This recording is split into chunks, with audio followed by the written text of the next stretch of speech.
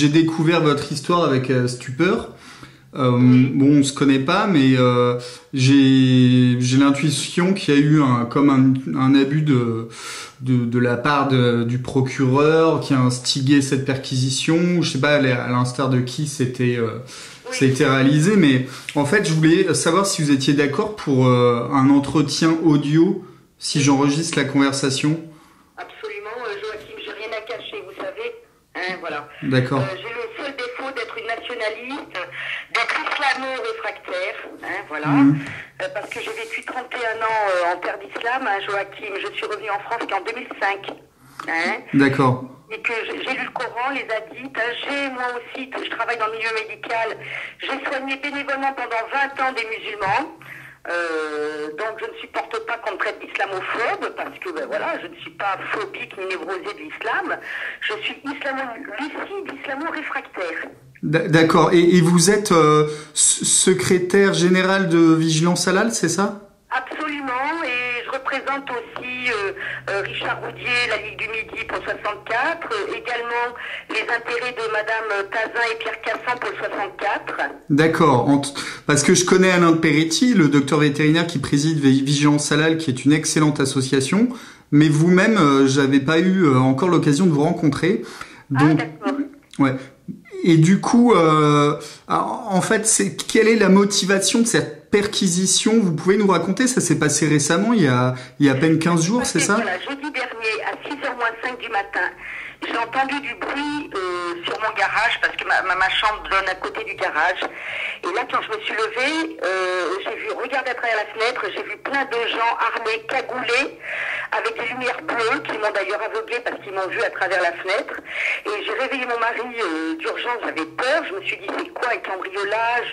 J'ai vu qu'il y avait un groupe important de personnes, mais noir sur noir, on voit pas grand chose. Et mon mari s'est précipité à l'entrée, et là on a la porte qui est tombée, et on a 14 personnes armées et cagoulées qui sont entrées à la maison. Voilà. Qui nous ont bousculés, qui ont commencé à courir dans tous les sens, à tout fouiller notre maison. Et une deuxième brigade est arrivée, c'était la police criminelle de Bayonne. Voilà. Ils étaient 4, eux ils étaient en policiers normaux, quoi, enfin habillés normalement. Ils ont perquisitionné, ils ont tout fouillé, ils m'ont fait un trou dans le mur, ils m'ont arraché la rambarde de mon escalier, ils m'ont pété des tableaux. Mais ils vous ont parlé quand même? Ils n'ont pas frappé à la porte avant de la fractionner? Il y a des choses qui m'échappent en fait. Mais qu'est-ce qui se passe, etc. Mais vous le saurez tout à l'heure. Voilà, c'est ce qu'on m'a répondu. Donc pendant une demi-heure, ils ont fouillé la maison.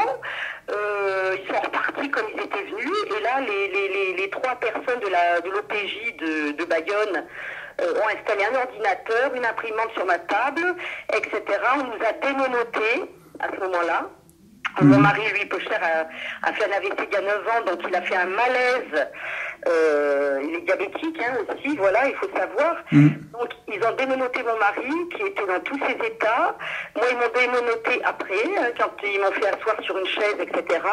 Et là, j'ai commencé à être auditionnée à la maison à 6h10, 6h15 du matin. Voilà. D'accord. Donc, on me reproche d'être une trafiquante d'armes, vous voyez un petit peu, d'être une refouleuse, en fait, et d'être une activiste d'ultra-droite. Alors, votre mari a un permis de quoi? Vous êtes membre d'une fédération, de la fédération de tir. Vous avez une autorisation pour du tir sportif, c'est ça? C'est ça, Joachim. Depuis 4 ans, nous faisons partie du tir de club sportif de Cibourg, qui se trouve vers Andaille, sur la frontière. Et nous avons 2 détentions d'armes. Mon mari, je lui ai offert il y a 3 ans une CZ 455 22 long rifle. Et moi-même, j'ai un Beretta 87 catégorie B, 22 long rifle. Et nous ne tirons que sur des cartons. Oui, en plus, ce sont des 22 longs rifles, donc c'est pas vraiment des armes d'assaut, quoi. C'est très léger. Ils m'ont demandé si j'avais déjà tiré avec du 9 mm ou autre. J'ai dit oui, j'ai essayé au sein de mon club de tir sportif, mais c'était trop puissant et moi je suis opéré d'une épaule, Joachim, donc je ne veux pas me blesser.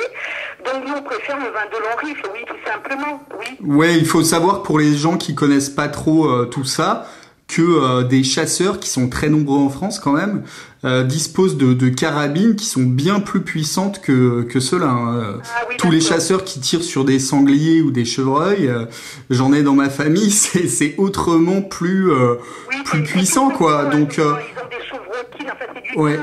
Alors, et du coup, pourquoi ils vous ont ciblé? Est-ce que dans le passé, vous avez été déjà condamné pour, je sais pas moi, des appels à la haine, des choses comme ça Non, jamais. Jamais. J'ai un casier judiciaire complètement vierge. Je n'ai jamais eu de plainte contre moi. Donc, au cours de l'audition, ils ont commencé à m'auditionner à la maison. Ensuite, ils m'ont amené au commissariat en laissant mon mari tout seul à la maison. Et là, en fait, j'ai compris que, j'étais à la tête d'un réseau numérique de droite. Réunis, hein, on va dire, alors on dit d'extrême droite, j'ai dit non, je refuse ce terme. Oui, des droites plurielles, hein, on va dire les choses comme ça. Et en fait, ils en voulaient beaucoup à mon réseau de résistance numérique. Voilà. Alors, vous parlez d'un réseau de résistance numérique, c'est-à-dire, vous, à Paris Post Laïque et Vigilance Halal, vous faites partie d'un autre réseau? Ben, c'est-à-dire que, voilà, j'ai créé des pages publiques où je lutte contre l'islam, la construction de mosquées sauvages. J'ai deux pages concernant Vigilance Halal. J'ai une page qui s'appelle Non hold-up de nos économies, c'est-à-dire tout ce qui est financier, économique. Voilà, j'ai plusieurs pages publiques, mais de patriotes. D'accord. Pour vous expliquer, voilà. Donc, c'est vrai que je suis à la tête, entre guillemets, d'un réseau que j'anime depuis 7 ans. Qui est bien connu, bien partagé. C'est public en fait, sur Facebook. Je n'ai pas voulu me cantonner à une seule droite. Hein. Je travaille aussi bien avec le Parti nationaliste français qu'avec Action française, les royalistes, Philippe de Villiers, etc.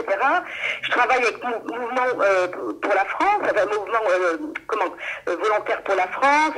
Ça, ils m'ont reproché aussi. Hein. Ouais. Je fais partie du ciel, je travaille avec Karim Mouchik, de droite chrétienne, voilà. D'accord. Pierre Cassan. Voilà, je travaille avec plusieurs organisations, une vingtaine d'organisations de droite. Et en fait, c'est là où le bas blessé. Ils m'ont dit que ça faisait 3 mois qu'ils me surveillaient. Alors, ils ont trouvé un prétexte fallacieux. Ils m'ont posé des questions comme quoi est-ce que j'étais à la tête d'un groupuscule d'ultra-droite en Pays Basque qui s'appellerait Autodéfense du Pays Basque. Je dis, mais je ne connais pas. Je dis, moi, je n'ai que des pages publiques, donc tout ce que je fais est public. J'imagine bien que ces groupuscules, Joachim, s'ils doivent exister, sont dans l'ombre et ils vont pas venir s'afficher sur Facebook. Bien sûr, évidemment. Sur Twitter, attendez, c'est la logique. Donc j'ai compris qu'en fait, ils ont pris un prétexte fallacieux d'abord pour me réquisitionner mes 2 armes avec détention légale, hein, en préfecture, mes munitions, et surtout me prendre mon ordinateur, comme ça ils auront tous les fichiers des patriotes et des résistants avec lesquels je travaille depuis de nombreuses années. Ouais, ça, c'est pour ça. Hein. Je pense que c'est vraiment une perquisition politique. Et me désarmer. Ouais. Voilà.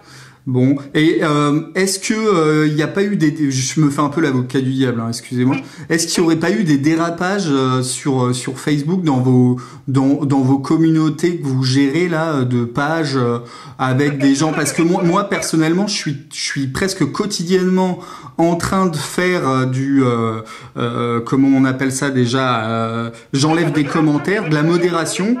Parce en fait, c'est des sujets très sensibles et les gens sont enflammés. Et souvent, dès qu'on parle de mosquées qui se construisent et qu'on est contre, il y a toujours des commentaires pour appeler parfois à des actions violentes, etc. Donc moi, je suis en train de bannir sur Facebook une quantité de gens. Je modère à fond. Et est-ce que vous avez pas laissé plein de commentaires de gens complètement excités sur des pages Facebook? C'est vrai que des fois j'en laisse parce que j'ai pas le temps de tout gérer puisque j'ai 7 ou 8 pages publiques, 7 pages. Mais vous-même, vous n'avez jamais fait de tels commentaires qui seraient contraires à la loi. Voilà. C'est-à-dire qu'il y a certains, c'est ce que je leur dis, hein, vos commentaires n'engagent que vous-même, quoi. Hein, voilà. Bien sûr. Moi, personnellement, je ne fais pas l'apologie à la haine raciale. J'ai pas de propos, comme ils m'ont dit, islamophobes. Je suis contre. De toute façon, c'est pas un délit d'être islamophobe en France. Hein, je vous rassure tout de suite. Moi, j'aime pas ce terme parce que c'est un terme qui est imposé par nos adversaires par à la fois les islamistes et les gauchistes qui veulent faire taire toute critique de l'islam et qui veulent psychiatriser le débat en faisant croire que on aurait une phobie maladive, etc. Or que, évidemment, on peut tout à fait être contre la construction d'une mosquée salafiste à côté de chez soi. Il y a aucun problème. D'accord. Ouais, Mais bon, je peux pas vous en dire plus pour l'instant. Il paraît que dans 15 jours, je verrai un procureur qui va me convoquer. oui, à mon avis, vous risquez pas grand-chose. Mais alors, ils m'ont posé des questions très bizarres sur le ciel, sur vigilance halal particulièrement, et ils ont nommé mon président Alain de Peretti. Voilà. Ils m'ont posé des questions sur les gens avec qui je faisais du tir sportif à Cibourg. Et j'en connaissais sur une quinzaine de noms qui m'ont appelé. J'ai dit oui, j'en connaissais une dizaine. J'ai dit mais ce sont tous des amis avec lesquels je fais du tir sportif. À Cibourg. Donc moi j'ai l'impression qu'il y a eu une délation, une diffamation de quelqu'un qui m'en voulait, qui a donné mon nom, je ne sais pas pourquoi. Et en fait, s'il y a eu un trafic au sein du club de tir sportif ou quelqu'un d'entre nous qui était peut-être pour le coup vraiment receleur, moi je ne suis au courant de rien et je ne participais à aucune, aucune action illégale de toute façon. D'accord. Et est-ce que vous avez des dégâts matériels chez vous? Vous allez devoir remplacer votre porte, des choses comme ça? Oui. Et votre assurance, elle prendrait en charge Alors on est en train de voir ça, c'est mon mari qui s'en occupe. On a déjà fait venir un serrurier, un menuisier d'urgence pour au moins un petit peu fermer la porte déjà. Pouvoir fermer la porte. Et là, demain, le menuisier vient, nous refait une partie de la porte. On est comment garder les mêmes serrures, on va voir. Là, je peux pas vous répondre, Joachim. Je saurai demain midi, ça. Mais en tout cas, vous avez eu des dégradations chez vous, quoi. Hier, en faisant le ménage, je me suis aperçu qu'il m'avait fait carrément un trou dans le mur et qu'il m'avait déchiré la tapisserie. Voilà. C'est dingue. Donc, et qu'il m'avait arraché la rambarde qui monte à l'étage, la rambarde d'escalier. Voilà. Ils nous ont cassé 2 tableaux, on ne sait pas pourquoi. Et voilà, de toute façon, nous on est clean avec Richard, ils n'ont rien trouvé. Bien sûr. Ils n'ont rien trouvé dans la maison à part nos armes légales déclarées en préfecture. Donc moi, ce qui m'a vraiment traumatisé, Joachim, c'est d'être jeté en prison, en cellule, avec 3 co-détenues, dont certaines, il y en avait une qui était en pleine décompensation narcotique, dealeuse, l'autre blanchiment d'argent, l'autre complètement hystérique. Et ils vous ont gardé 48 heures, c'est ça? Non, 12 heures. 12 heures. Ouais, quoi, 48 heures, excusez-moi, ça serait très très long, mais même 12 heures, c'est très long. C'est très long. Alors j'ai un officier, celui qui m'a auditionné de la police judiciaire, qui a été extrêmement gentil et bienveillant, même lors de mon audition, et qui est venu toutes les 2h30 me chercher là-bas dans la cellule pour me faire pipi, boire de l'eau et fumer une cigarette dehors avec lui, là où il garde les voitures de la police nationale dans le garage, quoi. Voilà. Toutes les 2h30, il est venu me chercher. D'accord. Et moi, j'ai appris votre histoire sur les réseaux sociaux, et je crois que Riposte Lake a fait un article. Et est-ce que les médias ont parlé de votre affaire? Parce que c'est quand même, c'est pas rien quand même, une perquisition comme ça. 5 personnes arrêtées pour trafic d'armes. Ah ouais.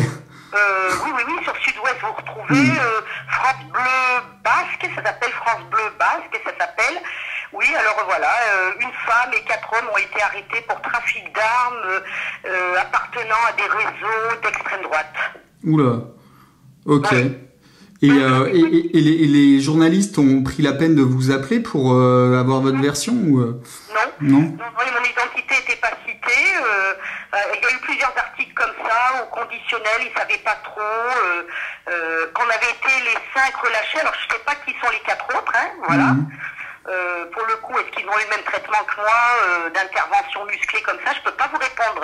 Joachim, je ne sais rien. D'accord. Non, mais le principal, c'est d'avoir cette information comme quoi vous avez été bien perquisitionné de manière assez violente. En plus, on parle pas quand même du choc psychologique de subir ça quand on n'est pas prévenu. Ils ont même pas sonné. Ils auraient pu frapper à la porte. Vous les auriez ouverts.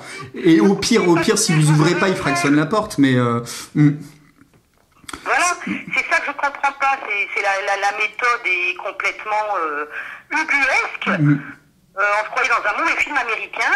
Et quand j'ai rencontré une amie à moi qui travaille à la gendarmerie nationale du Staritz, c'est-à-dire ma commune, quand je lui ai parlé de cet événement hier après-midi, elle m'a dit, je comprends pas, c'est moi la patronne, c'est moi qui était jeudi en plus de garde pour l'OPJ, la gendarmerie nationale du Staritz.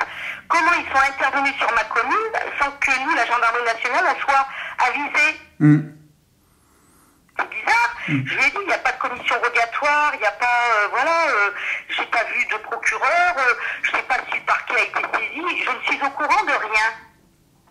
C'est vraiment étrange, ouais. Ouais, parce que vous êtes en zone rurale, donc c'est zone gendarmerie en plus. Ben voilà. Et elle, par contre, elle était en colère, elle a dit, mais ça c'est une faute lourde pour nous, une faute administrative. Pourquoi je n'ai pas été avertie de cette intervention sur ma commune? Et est-ce que vous avez un avocat? Est-ce que vous allez faire un recours ou pour perquisition abusive? Ça existe ça? Je sais pas. Alors, je ne sais pas trop, mais maître Frédéric Pichon, que vous connaissez sans doute, tout à fait, a décidé de s'occuper de mon dossier. C'est Sébastien Jalagnon, qui est un ami à moi que vous connaissez sans doute aussi. Ce non, pauvre je connais pas. Mais... qui a été obligé de partir en Suisse parce qu'il était harcelé par le préfet, par sa hiérarchie, etc. M'a appelé, donc il m'a présenté maître Frédéric Pichon et Alain de Peretti, mon président, va travailler avec lui parce qu'on veut se porter partie civile contre la police, pour justement toutes ces méthodes, puisque Vigilance Halal était clairement visée pendant l'interrogatoire. Ah, d'accord. D'accord. Voilà. Et ils m'ont cité Alain de Peretti plusieurs fois, mon président, pour lequel je travaille depuis 6 ans. Donc là, monsieur de Peretti, pour le coup, est très en colère. Et donc, il y a de quoi. on va se porter partie civile, oui. Entendu. Et il faut rappeler pour nos auditeurs que Vigilance Halal, c'est simplement une association qui veut alerter les Français sur les dangers de la méthode halal, surtout dans les abattoirs, avec les dangers sanitaires que cela pose. Avec le docteur vétérinaire de Peretti, il déroule un argumentaire scientifique qui tient la route. C'est vraiment une association sérieuse et je recommande aux gens d'ailleurs, rien que pour soutenir vous et en général cette mouvance qui se fait persécuter, parce qu'il n'y a pas d'autre mot, d'adhérer à Vigilance Halal. Absolument, mais je leur ai expliqué qu'on était une association apolitique, qu'on était là pour des raisons sanitaires, pour la souffrance animale, lutter contre la souffrance animale, et l'application de la charia, parce que c'est une façon douce d'islamiser la France. Tout à fait, tout à fait. Il y a une taxe au kilo qui est reversée pour des mosquées, les certificateurs halal. Et ça se généralise. On va rappeler quelques chiffres. Presque 80% de tout ce qui est poules, dinde, etc. C'est rituel halal. Sur les bovins, on est à plus de 40%. C'est énorme. Et en fait, les députés UMP avaient refusé de faire c'est surtout Sarkozy qui avait freiné un étiquetage halal. Oui, l'ancien ministre Le Foll de l'Agriculture avait eu notre motion de demande d'étiquetage halal qui nous a été refusée. Oui, parce qu'il faut savoir que tout ce qui ne va pas dans le circuit estampillé halal va dans le circuit commun, c'est-à-dire la viande que monsieur tout le monde achète, et c'est pas marqué que c'est de la viande halal avec l'égorgement qui va avec l'augmentation du risque des Escherichia coli dans la viande, etc. Ok. Et surtout, c'est qu'on oblige les consommateurs à manger halal dans les grandes chaînes de distribution sans leur laisser le choix. Bien sûr, et même dans les cantines d'entreprise.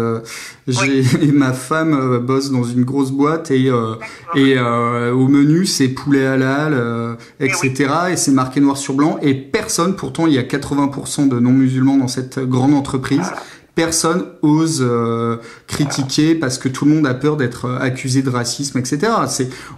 C'est vraiment la méthode islamiste où ils s'infiltrent dans les cuisines de grands groupes de restauration collective. Après, ils imposent de la viande halal et après, sous effet de la peur et de l'intimidation et des procès en racisme qu'ils feraient, il n'y a aucune opposition. Même le grand patron de cette boîte qui est parfaitement au courant, qui mange dans cette cantine, ne dit rien. Je vais pas citer le nom de la société, mais... Oui, je comprends. Je comprends bien.